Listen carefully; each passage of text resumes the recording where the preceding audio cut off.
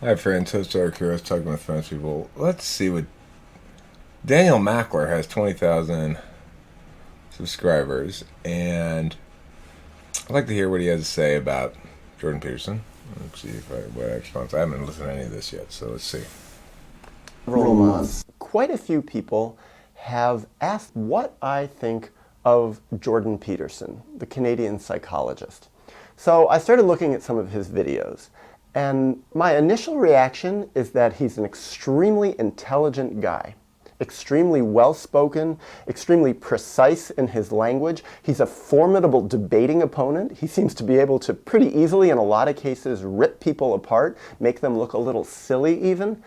But I didn't really find anything that jumped out one way or another about him until I started reading his book, 12 Rules for Life. And I found it quite interesting. What I started by doing is looking at what his 12 rules for life are. And let me read them to you, because once I hit one of the rules, that's when my antenna went up and I said, whoa, what's up with this guy? So I'll get to that rule and then I would like to analyze it.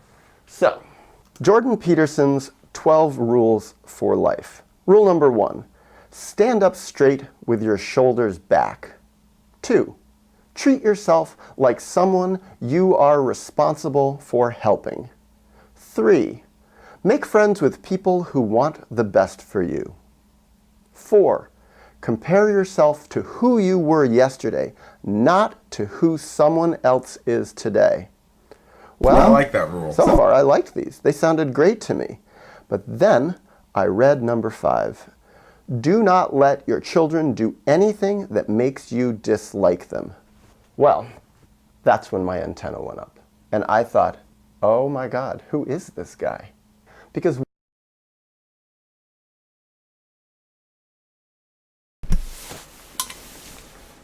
Do not let your children do anything that makes you dislike them.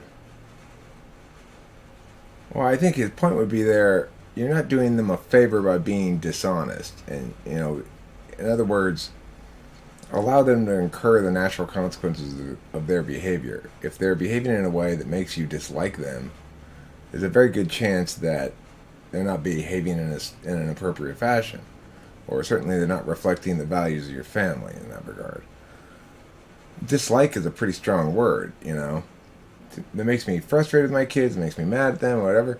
But if my children are doing something that makes me dislike them, then my child's probably being cruel in that instance, and I should not allow that to occur. I guess presumptive in this rule is the idea that parents are good people, fundamentally. If that's the case, then okay, I'm okay with that rule. what does that mean? What does that open the door to if we stop our children from doing anything that makes us dislike them? To me, it's profoundly arbitrary. And from what I've seen as a therapist, as someone who's worked a lot with children in a lot of different contexts, often children can do things that are perfectly healthy that actually rub their parents the wrong way and rub other adults the wrong way and can rub society the wrong way because parents, other authority figures, and society is so screwed up. And so what Jordan Peterson is saying that I read just by reading that very simple line is that it's actually the job of a parent to stop the child from doing things that bother him, that stop the child from doing things that can trigger the parent's own unresolved traumas.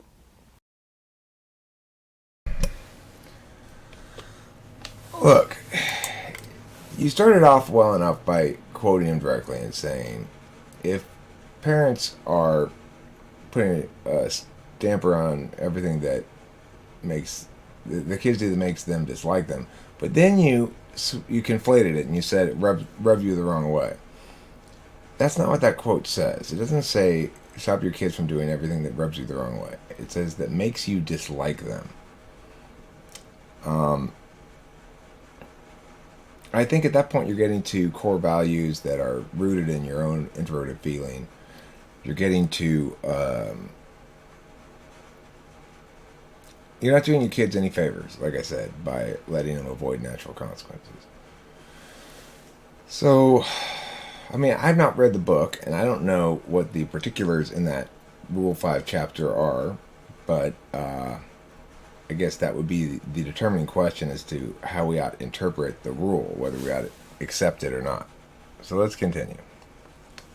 So when I went into reading that chapter, and that's where I jumped in, because I said, what does he say in this chapter? How does he defend, to me, something that in so many cases is an indefensible position from a point of view of being a loving, respecting, healthy parent? Well, one thing I noticed is throughout his chapter, he actually never even mentions trauma. He never mentions parents being traumatized. He never mentions parents having unresolved traumas from their own, to some degree, screwed up childhoods. And then he never takes the next step and says something that, from what I've observed in the world, is incredibly common to the point of being ubiquitous, and that is traumatized parents, parents who were traumatized as children, act out their unresolved traumas on. All right, so this guy's being fair here because of the way he's parsing this down. He's saying that, well, basically what I said a second ago. I said it is presumptive that the parents are good people and don't have, their own issues of some sort. In this regard, because he's particularly critiquing that aspect of it and saying Jordan Peterson must be aware that a lot of people enter into parenthood with traumas of their own or insecure attachment styles, and that may make their feelings untrustworthy when it comes to their parenting decisions. That's fair. I think my feelings are trustworthy when it comes to my parenting decisions because, I've always been an extremely loving, affectionate, affirming parent. Not always the best parent in the world, sometimes a little bit flaky, not as reliable in terms of follow through as some other parents perhaps, but I always found it an incomparable joy to be a parent. Even now, although I gotta say, with Delilah is 20 years old, we don't spend as much time together as we once did when she was little. But regardless, I think it's a fair critique.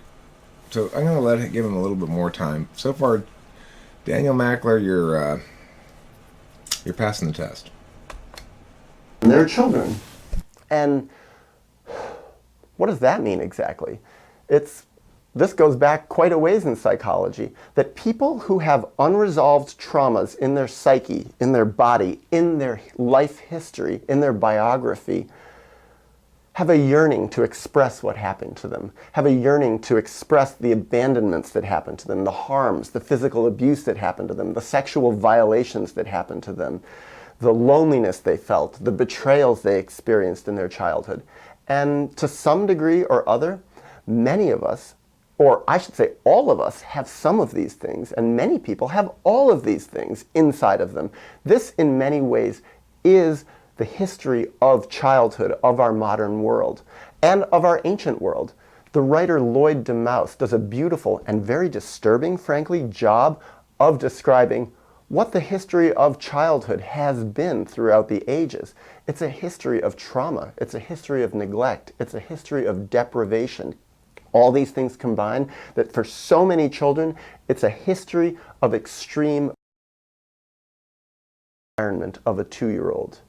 The environment, let them continue behaving in an... So it sounds like the rest of this whole video is about that particular rule and why it's wrong and such. I think his critique's fair, and then I'm sure his analysis of how to parent better is probably pretty well informed. He's apparently a former therapist. And so far, the fact that he was able to critique that correctly, on the correct warrant, specifically that Jordan Peterson is operating under a false assumption that people, by and large, are securing their attachment styles and more or less undamaged or having sustained limited damage in childhood. If that's the case, then he's right. But if it's not the case, then he's not necessarily right, because then the people's feelings can't be trusted. Okay, that's it for this video. I hope you thought it was fun to watch. Careful out there with your type stuff, because you don't want to end up like this person here did. Arrested by a chicken, and with the W cupping her butt cheeks. You don't want to end up like that. I don't know who that person is. Some lady, I guess. Anyway, you know, because I'm not always with Officer Red. Sometimes she's out busting people on her own. And I ask her, why'd you bust that person? She'll say, why are you questioning me, you know? You looked at me funny or whatever. I don't know, she's kind of a hard ass. Anyway, talk to you later. Thanks for watching. Don't forget to finish this.